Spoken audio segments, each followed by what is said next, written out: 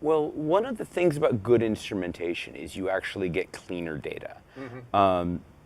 We really saw this in the ad space where it's like, there's a lot of fuzzy metrics around, oh, this thing hasn't been on the page long enough and that thing, bounced around too much. Maybe we should call this good or this bad.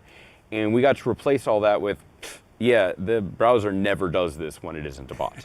Like, hey, let's find some guns and see if there's some smoke coming out of them. So better instrumentation can really go ahead and take right now what's an ugly problem and just give you the clean answers. Zane Lackey, who now runs Signal Sciences and used to run security over at Etsy, has this great set of slides called Attack-Driven Defense, one of my favorite decks of all time.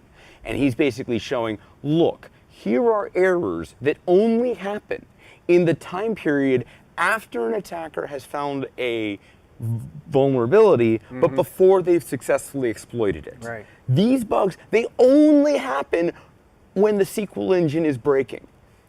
If this bug happens, file the bug. They got it to the point where they had Splunk auto-filing critical bugs, and it was always accurate. That's where the world is going towards. Right, right. See if I'm interpreting this correctly.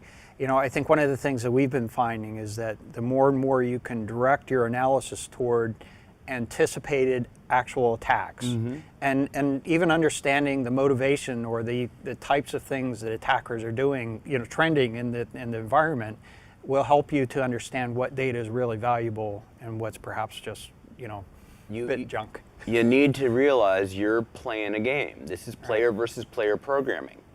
But guess what? It's your network. You get to set the rules of the game, and you get to cheat. You get to say, hey, you guys are playing on my battleground. This is my environment. You get to make those rules, so make them. Yeah, very good. Make the rules.